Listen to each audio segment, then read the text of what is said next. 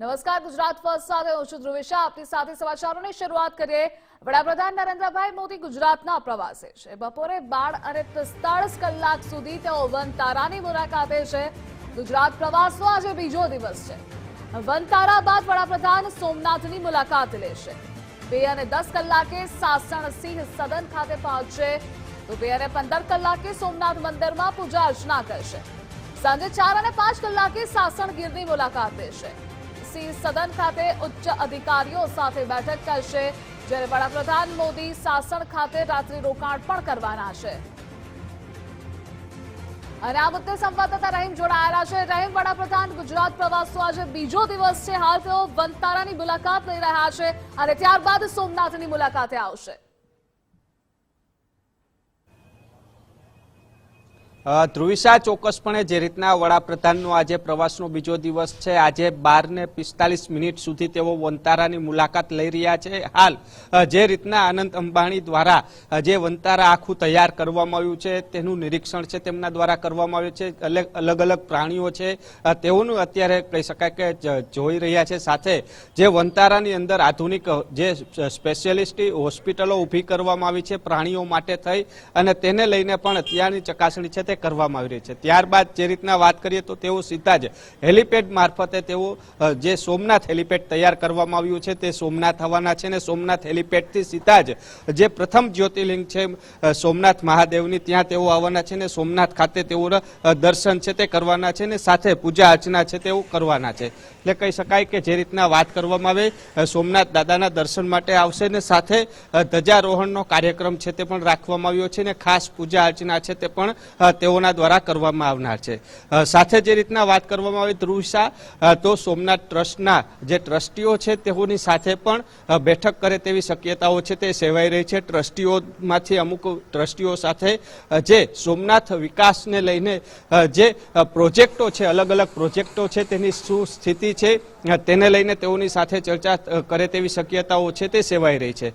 ત્યારબાદ દર્શન કર્યા બાદ તેઓ સીધા જ જે સાસણ છે તે ત્યાં જવાના છે. સાસણની જો વાત કરીએ તો લાયન પ્રોજેક્ટના જે કામગીરી છે તેનું જે નિરીક્ષણ છે તેઓને અધિકારીઓ સાથે ચર્ચા કરવાના છે. લાયન પ્રોજેક્ટની અંદર અલગ અલગ જે કામગીરી છે સાસણમાં ચાલી રહી છે.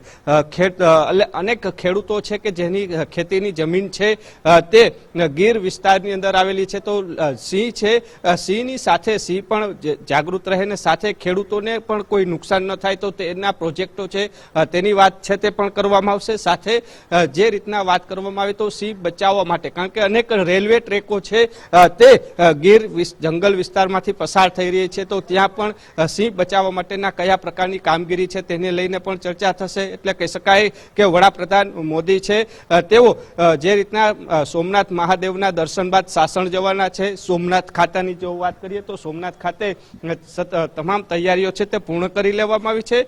સતત જે પોલીસ છે તે સોમનાથ મંદિર અને આસપાસ છે ત્યાં પેટ્રોલિંગ કરતી નજરે આવી રહી છે. સાથે ડોગ સ્ક્વોડ અને બોમ્બ સ્ક્વોડ છે તે પણ મંદિર પરિષદમાં અત્યારે આવ્યું છે. જે રીતના આખો હું તમને આ રૂટ બતાવું છું કે જ્યાં જે વડાપ્રધાનનો કાફલો સીધો જ જે મંદિર તરફ છે તે જવાનો છે, અને તે રૂટનું અત્યારે નિરીક્ષણ છે તે સતત પોલીસ પેટ્રોલિંગ દ્વારા છે તે કરવામાં આવી રહ્યું છે. હું દ્રશ્યો આગળ જઈ અને બતાવવાના પ્રયાસ કરીશ કે ડોગ સ્ક્વોડ અને બોમ્બ સ્ક્વોડ પણ આવી ચૂક્યું છે. જે પ્રવાસ વડાપ્રધાનનો પ્રવાસ હોય છે તેમના જેટલા પણ રૂટ હોય છે તે રૂટનું નિરીક્ષણ કરવાની જવાબદારી છે.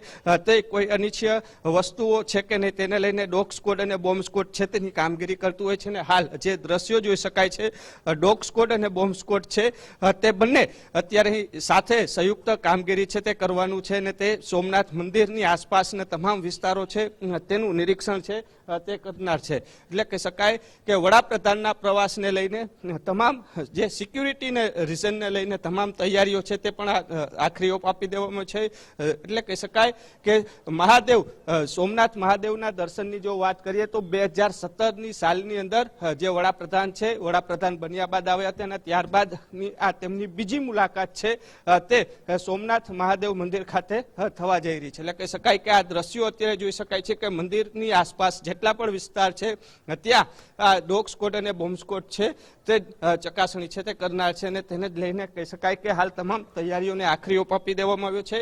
મારા સાથી સહયોગી ચેતન છે, તેની સાથે વાત કરશું.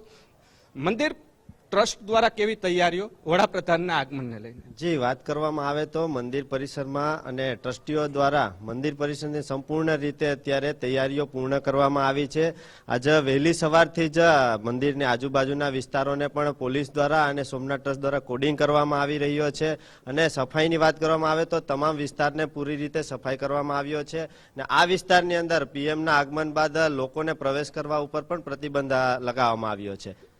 તો જે રીતના વાત કરીએ, વડાપ્રધાનનું આગમન જે થવાનું છે તેની 1 કલાક પહેલા છે તે આ વિસ્તારની અંદર લોકો માટે પ્રતિબંધ થશે અને ત્યારબાદ વડાપ્રધાનના પ્રવાસ જે પૂર્ણ થયા બાદ જે પૂજા અર્ચના છે તે પૂર્ણ કર્યા બાદ જ્યારે તેઓ સાસણ જશે, સાસણ ગયા બાદ છે ફરીથી દર્શનાર્થીઓ છે તે મંદિરની અંદર પ્રવેશ કરી શકશે. એટલે કહી શકાય કે તમામ તૈયારીઓ છે તેમને આખરી ઓપ આપી દેવાનું છે. વડાપ્રધાન દ્વારા ખાસ જે પૂજા અર્ચના છે તે સોમનાથ મહાદેવ મંદિરની અંદર કરવાના છે. જી ધ્રુવિશા. જી રહીમ, જોડાવા બદલ આભાર આપનો.